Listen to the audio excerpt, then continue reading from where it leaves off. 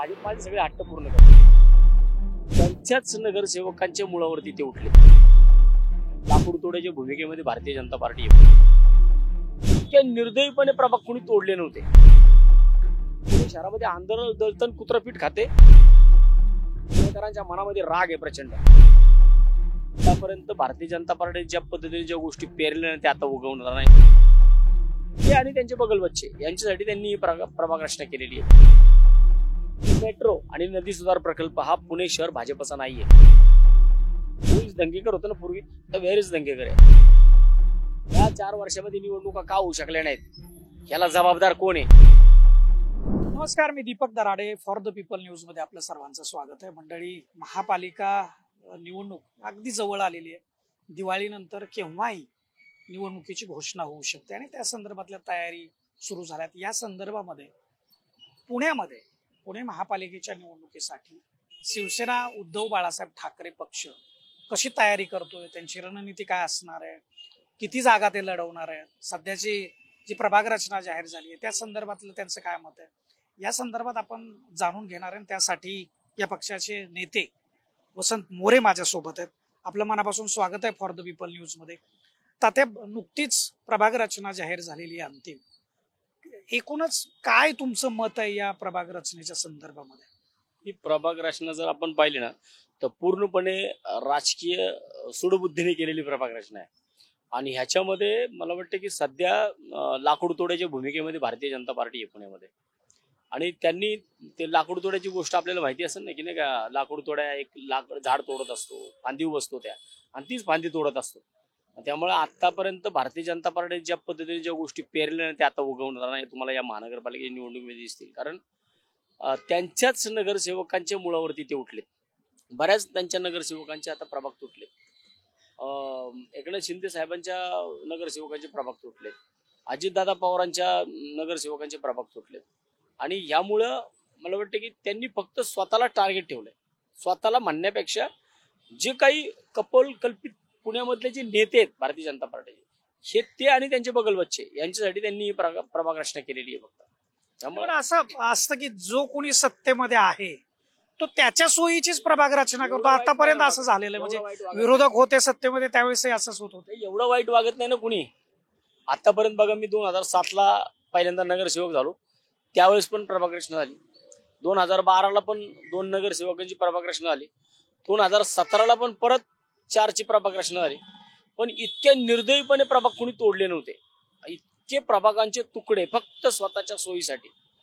इतरांचा कुणाचाही विचार केला गेला नाही. आजूबाजूच्या नगरसेवकांचा, माझ्या दक्षिण पुण्यात पाहिलं तर 2 नगरसेवक भारतीय जनता पार्टीचे, त्यांना तर प्रभागच राहिले नाहीत. त्यांनी कुठं उभं राहायचं तेच त्यांना माहित नाही. मग त्यामुळे याच्यामध्ये त्यांच्या पक्षाच्या अनेक नगरसेवकांचा हाल आहे की त्यांनी सध्या लाकूड तोड्याच्या भूमिकेमध्ये ते आहेत. भारतीय जनता पार्टी आहे, त्या फांदी बसले ती फांदी छाटतात येते. त्यांच्याच नगरसेवकांना त्यांनी प्रभाग शिल्लक ठेवले नाहीत. तुमचा रोग कुणाकडे? भारतीय जनता पार्टीकडे. त्यांचे नेते तुम्ही म्हणाले. पुणे शहरामध्ये या विषयामध्ये जी लोक आता आहेत की ज्यांनी या प्रभाग रचना केल्या, तरी नाव नाही सांगणार, परंतु जे महानगरपालिकेमध्ये ज्यांनी सभागृह नेते म्हणून पद भूषवलीत, ज्यांनी महापौर म्हणून पद भूषवलीत, ज्यांनी स्टँडिंग कमिटी म्हणून बघितलेलं आहे, जे आता आमदार म्हणून आहेत, हीच लोक सगळी आहेत ना. ह्यांच्याच हाताने सगळ्या प्रभाग रचना झाल्यात. ह्यांच्या स्वतःसाठी आणि त्यांच्या बगलबच्च्यांसाठी प्रभाग रचना झाली, बाकी काय. आता हे या सगळ्या याच्यामध्ये निवडणूक तर लढावीच लागणार आहे. आणि आता तुम्ही तयारी कशी करता? मग आम्ही शिवसेना उद्धव बाळासाहेब ठाकरे म्हणून मी पुण्यामध्ये जो काही माझा अभ्यास आहे तो, जो मी मान्य उद्धव साहेब असतील, मान्य संजय राऊत साहेब असतील, मान्य आदित्य साहेब असतील, सचिन भाऊ असतील, आदित्य शिरोडकर साहेब असतील, या सगळ्यांना मी माझा पूर्णपणे मी केलेला अभ्यास 2012 ते 17 हा की 2012 ते 17ला पुण्यामध्ये ह्या सगळ्या पक्षांची परिस्थिती काय होती. 2012 ते 17ला राष्ट्रवादी काँग्रेस 51 नगरसेवक होते, त्यांना मतं 6,33,000 होते. महाराष्ट्र नवनिर्माण सेना 29 नगरसेवक 5,19,000. भारतीय राष्ट्रीय काँग्रेस 28 नगरसेवक 4,96,000. भारतीय जनता पार्टी 26 नगरसेवक 3,14,000. आणि शिवसेना 15 नगरसेवक निवडून आले होते, 2,40,000 मतदान होतं. या ठिकाणी नेमकी तुम्ही म्हणताल की इथं मतदान आहे 9.53%. हे 2012 ते 17चं मतदान आहे. आणि या ठिकाणी 9.53% मतदान असणाऱ्या पक्षाला 15 नगरसेवक निवडून आले आणि फक्त 3%चा फरक आहे. 12.48%. 12.48% मतदान असणाऱ्या भारतीय जनता पार्टीला 26 नगरसेवक निवडून आले. कसे काय? कारण विनिंग शीट या भारतीय जनता पार्टीला देण्यात आल्या होत्या. ह्याच्यामध्ये त्यावेळेस पुण्याचे कुणाच्या हातामध्ये होतं पुणे हे सगळ्या दुनियेला माहिती आहे. पुण्याची शिवसेना कुणाच्या हातामध्ये होती हे सगळ्यांना माहिती आहे. पण आता शिवसेना तर तुटलेली आहे, त्याचा परिणाम नाही शिवसेना होणार. तुटली असली ना तरी पुण्यामध्ये त्याचा काही फरक नाही ना पडणार. पुण्यामध्ये कोण गेलंय शिवसेनेमध्ये? नाना भानगिरे सोडलं तर दुसरं कोण आहे? रवींद्र धंगेकर आता ते आमदार होते ते गेलेत. रवींद्र धंगेकर पण आमदारकीच्या अगोदर ते मनसेमध्ये होते, काँग्रेसमध्ये होते, अपक्ष निवडून आले होते. आता रवींद्र दंगेकरचा फायदा नाही होणार शिवसेना एकनाथ शिंदे गटाला. त्यांच्या एका प्रभागापुरता होऊ शकतो त्या ठिकाणी. शहरभर आता मला तुम्ही सांगा ना, मग आता धंगेकर साहेब आता कुठे आहेत? म्हणजे जसं ते हुईज धंगेकर होतं ना पूर्वी, तर व्हेर इज धंगेकर आहे. मग धंगेकर साहेब आता कुठं बोलताना दिसत नाही. शहरातल्या महानगर प्रमुख आहेत ते. मग त्यांनी त्यांचा पक्ष वाढीसाठी ह्या गोष्टी केल्या पाहिजेत ना, जे मी करतोय. आता इथं तर तुम्ही आत्ता पाहिलं तर आता 2017-22 ची जर परिस्थिती ही पाहिली तुम्ही तर भारतीय जनता पार्टी 97 नगरसेवक आहेत. त्यांचं 2,12,000 मतदान आहे. राष्ट्रवादी काँग्रेस 39 नगरसेवक 12,73,000. शिवसेना 10 नगरसेवक 8,23,000. आमचा आलेख चढताय. 21,28,000 आहे ना. त्यांचे 100 नगरसेवक 97 नगरसेवक आलेत. पण आमचं जर तुम्ही इथं पाहिलं तर 2,40,000 2012-17 आहे, 9.53% आहे. आणि आमचं इथं मतदान 8,23,470 सिंगल लढलेलं असताना. कारण ही 17 ते 22 ची निवडणूक ही सिंगल नगरसेवकांची आहे.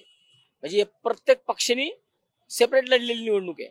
इथं शिवसेनेकडं कुणी नसताना पुणेकरांनी 8,23,000 मतदान पुणेकरांनी शिवसेनेच्या पारड्यात टाकलेलं आहे. मग माझं आता गणित असं आहे की शिवसेना जर ज्यावेळेस भारतीय जनता पार्टीचा 97 नगरसेवकांचा प्रचंड मोठा बूम या शहरामध्ये होता, त्यावेळेस शिवसेना तसल्या अवस्थेमध्ये शिवसेनेला 8,23,000 मतदान आहे. आणि महाराष्ट्र नवनिर्माण सेना 2 नगरसेवक, त्यातला मी एक होतो, 3,73,000 मतदान आहे. आणि राष्ट्रवादी काँग्रेस यांना 12,73,000 मतदान आहे. याच्यामध्ये जर आपण शरद पवार साहेबांचं पक्षाचं पाहिलं तर मी तर 12 लाखामधून 5 लाख शरद पवार साहेबांच्या पक्षाला धरले.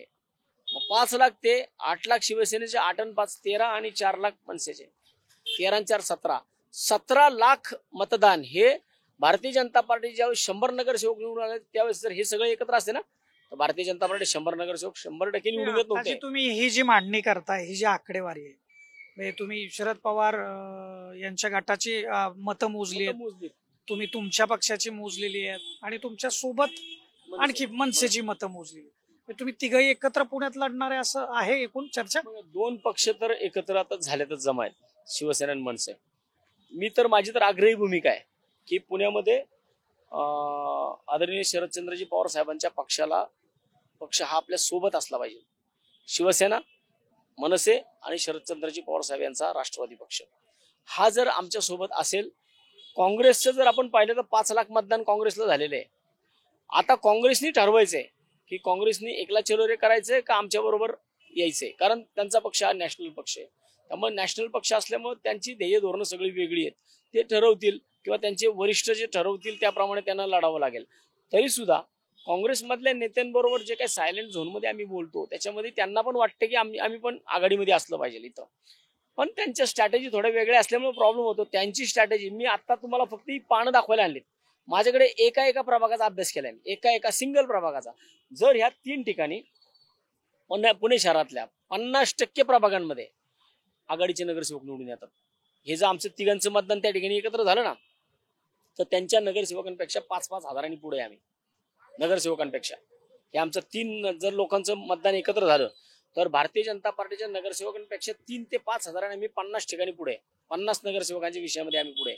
आणि मग आमचे नगरसेवक जे त्याच्यामध्ये आम्ही प्लस धरले की शिवसेनेचे 10 असतील, राष्ट्रवादी काँग्रेसचे जे काही शरद पवार साहेबांबरोबर असतील ते, आणि मनसे असं धरलं तर आमची संख्या कमीत कमी 65 ते 70 पर्यंत जाते. पण आता तुम्ही ही सगळी आकडेवारी मांडताय खरंय, पण आता त्यांची संख्या कमी होईल असं कसं? आता पुण्यामध्ये मेट्रो सुरू झाली आहे, म्हणजे आता म्हणजे आता ते सांगतायत ना, म्हणजे त्यांच्या काळामध्ये हे सुरू केलंय. केंद्रामध्ये त्यांचं सरकार आहे, राज्यामध्ये त्यांचं सरकार आहे, आणि हे डबल इंजिनचं आणि मग 3रं इंजिन महापालिकेचं लागलं की गाडी एकदम सुसाट जाईल असं त्यांचा प्रचार आहे. मला असं वाटतं की 100 नगरसेवक म्हणून या पुणेकरांनी भारतीय जनता पार्टीला 100 नगरसेवकांचं 5वी बहुमत या शहराला दिलं. ही मेट्रो आणि नदी सुधार प्रकल्प हा पुणे शहर भाजपचा नाहीये. राबवला तर तुम्ही बघितलं ना, आज पुणे शहरात मगाशी पाऊस झाला. अहो थोड्या थोड्या पावसामध्ये काय ती अवस्था होतीये शहराची, ही कशामुळे झाली? नदी सुधार प्रकल्प तुम्ही चुकीच्या पद्धतीने राबवलाय. नदी सुधार प्रकल्पात तुम्ही आज चला आमच्या बरोबर, ज्या ठिकाणी तुम्ही हा नदी सुधार प्रकल्प राबवता बंड गार्डनला, त्या ठिकाणी जाऊन बघा. भल्या मोठ्या भिंती टाकल्यात आणि त्या भिंतींमध्ये आज पुणे शहराची रचना जर तुम्ही पाहिलं कबशी सारखी आहे. दोन्ही बाजूनी आमचा कात्रज घ्या किंवा इकडच्या बाजूनी वरच्या बाजूनी तुम्ही विश्रांत वाटीकडे या, मध्यभागी मुळा मोठा नदी आहे. दोन्ही बाजूनी येणारं पाणी हे मुळा मोठ्या नदीकडे येतं आणि मुळा मोठ्या नदीच्या मेन प्रवाहाला तुम्ही भिंती घातल्यात, त्यामुळे शहरामध्ये पाणी तुंबायला लागले. आणि तुम्ही हे काय सांगता बरं? तुम्ही म्हणता ना बालगंधर्वचे प्रकल्प का नाही राबवला हो तुम्ही? ड्रीम प्रोजेक्ट म्हणून महापौर साहेबांनी जे आता आपल्या पुणे शहराचे खासदार आहेत, ड्रीम प्रोजेक्ट म्हणून तुम्ही दाखवलं होता. बालगंधर्वची खुर्ची सुद्धा आली नाही. उलट त्या बालगंधर्वमध्ये आज ज्या गाड्या पार्किंग होतात, त्या कोणाच्या गाड्या पार्किंग होतात ते बघा.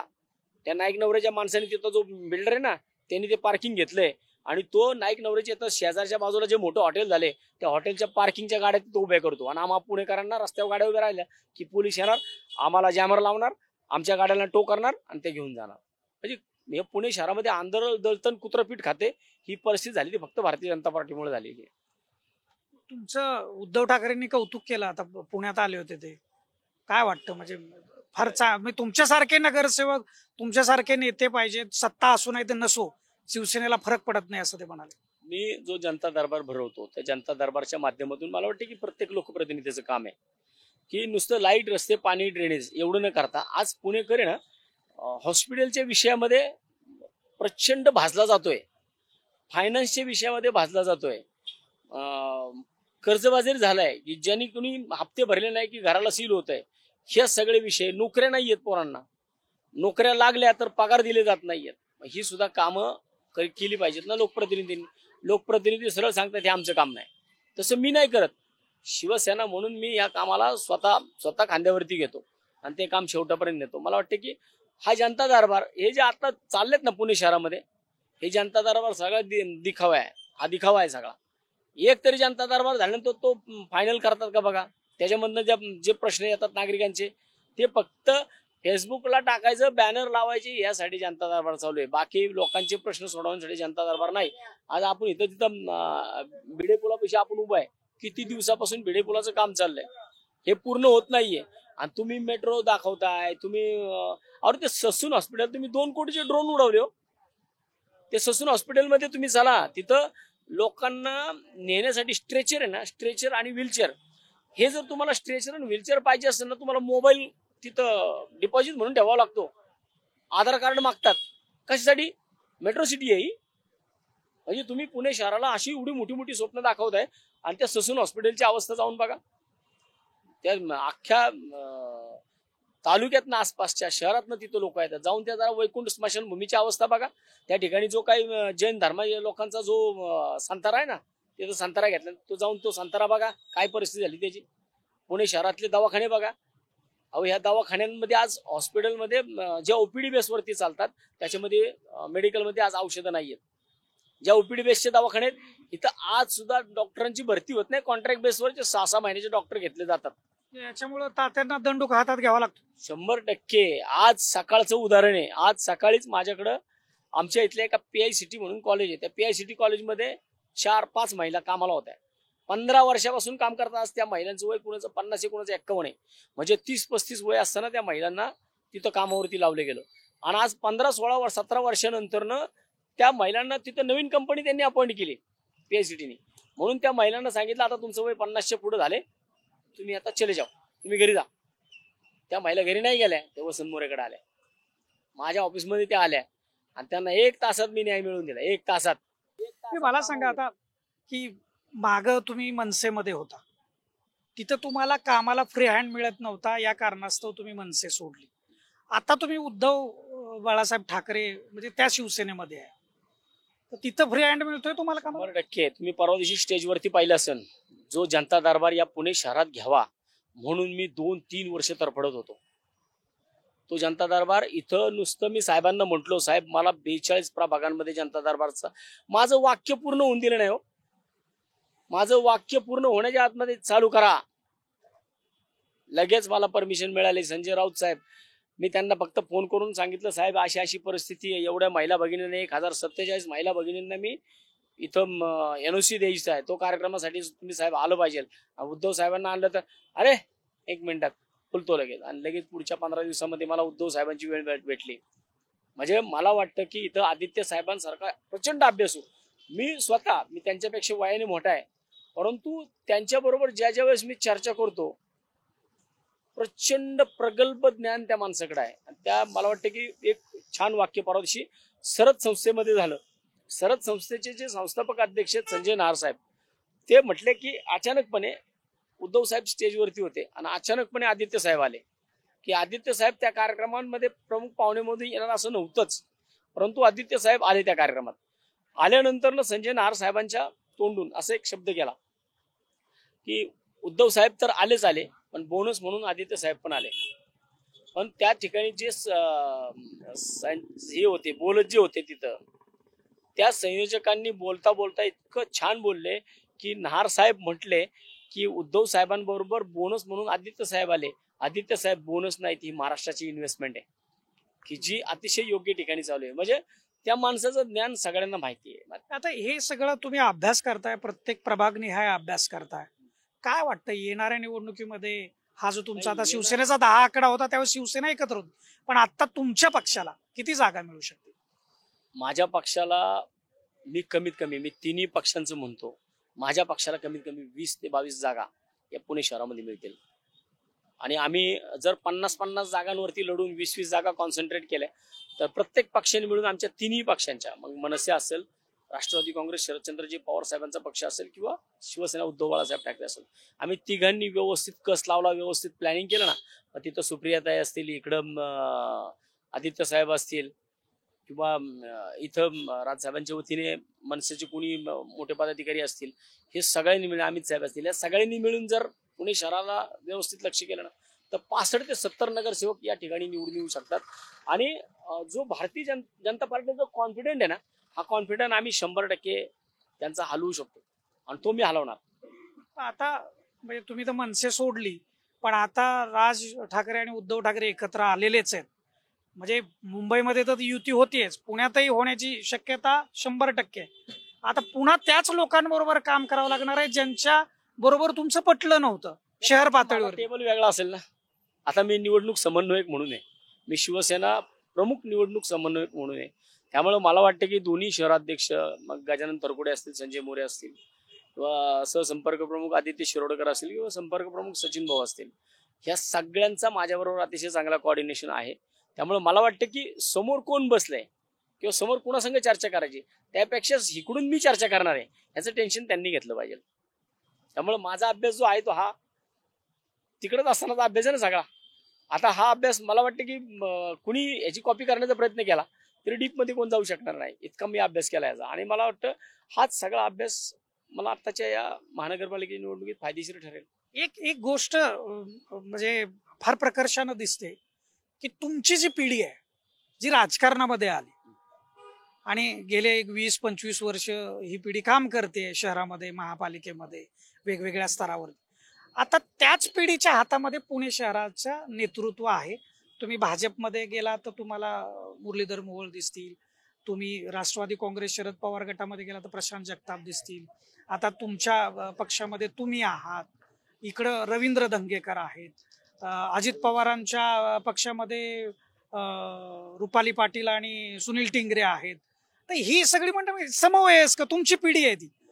आता या पिढीच्या हातात हे सगळं शहर आहे, भले मग ते सत्तेत असो किंवा तुम्ही विरोधात असा, पण या शहराचं भविष्य तुमच्या हातात. काय विजनने तुम्ही याच्याकडे बघता? मी माझ्या शहराकडे ज्या वेळेस पाहतो ना, मला वाटतं की म्हणजे मी या अर्थानं हा प्रश्न विचारला कारण आज कुठल्याही रस्त्याने गेलं तर तुम्ही ट्रॅफिक मध्ये अडकता. आज तुम्हाला अनेक भागांमध्ये पुण्याच्या पिण्याचं पाणी मिळत नाही, तिथं टँकरनी पाणी जातं, म्हणजे तिथं रस्ते पण नाहीत, पाणी पण नाही, अशा सगळ्या व्यवस्था आहेत. तर तुम्ही म्हणजे विजन असल्याशिवाय आणि विजन ठेवल्याशिवाय हे होऊ शकत नाही. एक जेम रोड झाला ज्याला 50 वर्षात एकही खड्डा नाही आहे, पण पुन्हा तसा रस्ताच बांधला नाही. दुसरीकडे आता सिमेंट कॉन्क्रीटचे रस्ते होतात तर त्याचं तापमान वाढतं, म्हणजे इको फ्रेंडली पण आपल्याला जावं लागेल, फक्त सिमेंटची जंगलं उभारून चालणार नाही. तर म्हणून या अर्थानं मी हा प्रश्न विचारला. मला वाटतं की शहराचं वाटोळं झालंय आपल्या पूर्णपणे. आपलं ते कशात झालं तर महत्वाचं वाहतूक समस्येमध्ये झालं. म्हणजे तुम्ही अजून भविष्यामध्ये किती ग्रेड सेपरेटर बांधणार आहात, किती फ्लायओव्हर बांधणार आहात, शहराच्या वाहतुकीवरती जो परिणाम होतो तो जो काही मोठ्या गाड्यांचा होतो. रिंग रोड तुमचा होणार आहे का नाही? तुमच्या शहरामधली जी अवजड वाहनं आहेत, आज शहरामधला मी तुम्हाला एकच उदाहरण देतो, स्वारगेटच्या एस टी स्टँडचं. आज स्वारगेटच्या एस टी स्टँडवरती 2,500 एस टी रोज येतात. मग आज त्या एस टी कात्रजच्या मार्गाने असतील, टिळक रोडने असतील, की ज्या की पुण्यातनं जाणाऱ्या टिळक रोडने स्वारगेटला येतात, विश्रांतवाडीवरनं येतात आणि शंकरशेठ रोड आणि कात्रज या चारही ठिकाणावरनं मिडल पॉइंटला येतात. जर ह्या एस टीचं पुणे शहराच्या बाहेर या चारही कोपऱ्यावरती जर त्या गेल्या तर मला वाटते की मुळात पहिल्यांदा हेवी व्हेकल पुण्यातलं बंद होईल, मध्य हार्ट ऑफ द सिटी मधलं, आणि ते फार बंद होणे गरजेचं आहे. दुसरा विषय पुणे महानगरपालिकेचा. जी पुणे महानगरपालिकेमध्ये आज मोठ्या प्रमाणामध्ये लोक येतात, त्या पुणे महानगरपालिकेचं फक्त जर तुम्ही थोडं विकेंद्रीकरण केलं, मुख्य इमारत तिथंच राहील, बांधकाम विभाग किंवा टॅक्स विभाग, जर तुम्ही स्वारगेटचा एस टी डेपो हलवला आणि त्या ठिकाणी जर महानगरपालिकेच्या काही इमारती केल्या तर तुम्हाला जे ट्रॅफिक इथून तिथं जात आहे स्वारगेटला, सगळीकडनं येत आहे, शिवाजीनगरला येतं, त्याच्यापेक्षा ते स्वारगेटला जर आलं, हे बायफर्केशन तुम्हाला वाहतुकीच्या संदर्भात करावं लागेल. तुमची सार्वजनिक वाहतूक व्यवस्था तुम्हाला सक्षम करावी लागेल पहिल्यांदा कोणत्याही परिस्थितीमध्ये. आज सार्वजनिक वाहतूक व्यवस्थेच्या बसमधून जायचं म्हटलं तर अंगावर काटा येतो. आज तुम्ही जाऊन बघा, कात्रज सहित अनेक बस डेपोवरती पासिंग विना बसेस पडून आहेत, आणि मग या पासिंग महिना झालं बसेसच्या पासिंग नाही आहेत. मग बसेस चालतात कोणाच्या? कॉन्ट्रॅक्टरच्या. आपले स्वतःचे एवढं असताना चालू शकत नाही. पाण्याचा प्रश्न तुम्ही म्हणता, पाण्याच्या प्रश्नाबाबतीमध्ये माझा जो एक प्रांजळपणे मी 2012 पासून मी हा प्रकल्प राबवायचा प्रयत्न करतो, की आता तर मी त्या भागाचा नगरसेवक, मी खरंच स्वतःला नशिबान समजेन की जे 2012 पासून मी स्वप्न पाहिले ते आता मला त्या भागामध्ये पूर्ण करता येणार आहे. कारण गुजरवाडी, निंबाळकरवाडी, भिलारवाडी, मांगडेवाडी हा भाग सगळा माझ्या प्रभागात आलाय, 38 मध्ये आलाय, आणि त्यामुळं मला त्या भागामध्ये निंबाळकरवाडी आणि गुजरवाडी या भागामध्ये नवलाई दारा म्हणून भाग आहे. या नवलाई दाऱ्यामध्ये एक छोटंसं धरण आहे, आणि इकडं भिलारवाडी मांगडेवाडीच्या परिसरात भिलारवाडीच्या डोंगरामध्ये रामदारा म्हणून आहे, त्या रामदाऱ्यात एक धरण आहे. ही दोन्ही धरणाचं जर खोली वाढवली, वरच्या बाजूला 1800 एकर जागा ही वनीकरण आहे. एक थेंब सुद्धा पाणी दूषित त्या ठिकाणी येत नाहीये, आणि त्याच्यावरती जर पाण्याचा स्रोत हा दक्षिण पुण्याचा त्या भागावरती, कारण उठसूट सगळं पाणी तुम्ही खडकवासल्यातनं उचलताय. आता तुम्हाला कुठेतरी भामा आसखेड आलं, ते पण येतंय, ते वडगाव शिरी त्या भागामध्येच जात आहे. म्हणजे तुमचा सगळं उठसूट विषय तुमचा जो काही धरणावरती या खडकवासल्यावरती जातो, तो तुम्हाला पाण्याचे वेगवेगळे भाग तुम्हाला तयार करावे लागतील. आणि हे नुसती तुम्ही टाक्या बांधून चालणार नाही ना. तुम्ही 24/7 ला एवढं खर्च करताय, मग एखाद्या धरणावर खर्च करा ना, एखाद्या विकासाचं काम कमी झालं तरी चालेल. पण पुणे शहराच्या दैनंदिन ज्या गरजा आहेत, वाहतूक समस्या, पाणी समस्या, आता आमच्या समाविष्ट गावांमध्ये तुम्ही आला ना, तर समाविष्ट गावांमध्ये प्रचंड मोठ्या प्रमाणात कचऱ्याचे ढिगारे आहेत. मग ही लोक आता पस्तवलीत, आम्ही कशाला भीक नको पण कुत्रावर म्हणतात. लोकांना पाणी आज सुद्धा टँकरने द्यावं लागतंय, कचरा उचलल्या जात नाही त्या गावांचा. 4 वर्ष झाली निवडणुका होत नाहीयेत. मग हे सगळं तुम्ही राजकीय तुम्ही प्रेरित होऊन करून चालणार नाही ना. तुमच्या शहरामध्ये तुम्ही आज इतकं तुम्हाला उत्पन्नाचं महानगरपालिकेला काय स्रोत राहिलं? तुमच्या 4 वर्ष जे निवडणुका लांबल्या त्याचा फटका बीजेपीला बसेल का विरोधकांना? बीजेपीलाच बसला पाहिजे. हे पुणेकरांनी विचार करायचा आहे की ह्या 4 वर्षामध्ये निवडणुका का होऊ शकल्या नाहीत, याला जबाबदार कोण आहे? आणि त्या लोकांना यावर्षी पुणेकरांनी त्यांची जागा दाखवतील, 100% दाखवतील. कारण पुणेकरांच्या मनामध्ये राग आहे प्रचंड, आणि पुण्यात जे विकतं ना, ते पुण्यात जे पिकतं ना, सगळ्या देशात विकलं जातं. आता वसंत तात्यांना कशी निवडणूक असेल तुमच्या 38 प्रभागात? माझ्या 38 प्रभागामध्ये मला अतिशय चांगल्या पद्धतीने मी निवडणुकीला सामोरं जाणार, आणि मला वाटते की त्या ठिकाणी माझा 100% प्रभाग हा आलाय. 100% प्रभाग असणारा मी एकमेव नगरसेवक आहे. कारण ज्या भागामध्ये मी 10 वर्ष नगरसेवक होतो तो पण आलाय, आणि आता ज्या भागामध्ये मी 5 वर्ष नगरसेवक होतो तो पण आलाय. मग 100% ह्या भागातल्या लोकांना, माझ्या प्रभागाच्या पूर्वेकडच्या लोकांना, जो की शेलारमाळा असेल, महादेवनगर असेल, शिवशंभनगरच्या सगळ्या गल्ल्या असतील, विश्वजिम, या उत्कर्ष सोसायटी, पलीकडच्या बाजूला राज्य सोसायटी, या भागामध्ये मी 10 वर्ष नगरसेवक होतो. त्यामुळे त्या लोकांना माहिती आहे की अरे वसंत मोरे जर आपल्याकडे नगरसेवक होता तर आपल्याला किती काम करत होता. त्यामुळे ह्या लोकांना माहिती आहे हा गेला नाही पाहिजे. त्या लोकांना तिथं उलट त्यांना तर माझं स्वागत करतात ते लोक की अरे तात्या परत आमच्याकडे आला. आता तात्या परत सोपी यावेळी सोपी निवडणूक, प्रचंड सोपी. आणि शिवाय जो समाविष्ट भाग आहे, भिलारवाडी, मांगडेवाडी, गुजरवाडी, निंबाळकरवाडी, जांभळवाडी, कोळेवाडी आणि 2 आंबेगाव, हा सगळा मी 2 महिने अगोदर प्रभाग रचना होण्याच्या 2 महिने अगोदर मी सांगितलं होतं माझा प्रभाग 5चा असणार. बघा माझे आजचे सुद्धा स्टेटमेंट काढा. प्रभाग रचना होण्याच्या आधी 2 महिने मी बोललो होतो की माझा प्रभाग 5चा असणार आणि माझा प्रभाग 5चाच झाला. मी आत्ता सुद्धा बोललो होतो की अरे मला मतदान कमी दिलं, 1,14,000 नाही पाहिजे होतं, मला 1,35,000 मतदान असलं पाहिजे होतं. आता ती माझी पण मला वाटतं की भाजप माझे सगळे हट्ट पूर्ण करते. आणि यावेळेस सुद्धा प्रभाग क्रमांक 38 मध्ये माझ्या विजयाचा चौकार आणि माझ्या प्रभागातील 5 नगरसेवक निवडून देण्याचं काम भारतीय जनता पार्टीच करत. हे होते वसंत मोरे, शिवसेना उद्धव बाळासाहेब ठाकरे पक्षाचे नेते आहेत. आणि एकूणच पुणे महापालिका निवडणुकीच्या संदर्भामध्ये काय व्यूहरचना आहे, काय परिस्थिती राहू शकते, कुठले मुद्दे असू शकतात, आणि राज ठाकरे उद्धव ठाकरे एकत्र येत आहेत. स्वतः वसंत मोरे महाराष्ट्र नवनिर्माण सेनेमध्ये पण होते, ते कशामुळे बाहेर पडले तुम्हाला माहिती आहे. पण आता पुन्हा हे 2 नेते एकत्र येतात, 2 भाऊ एकत्र येतात, त्यामुळे पक्षही एकत्र येतोय आणि पुन्हा जुन्या सहकाऱ्यांबरोबर पुन्हा एकदा एकत्र काम करण्याची वेळ ही कशा पद्धतीनं ते मारून नेणार आहेत, कशा पद्धतीनं काम करणार, या सगळ्या गोष्टींबद्दल त्यांनी आपल्या समोर त्यांची मतं मांडलेली आहेत.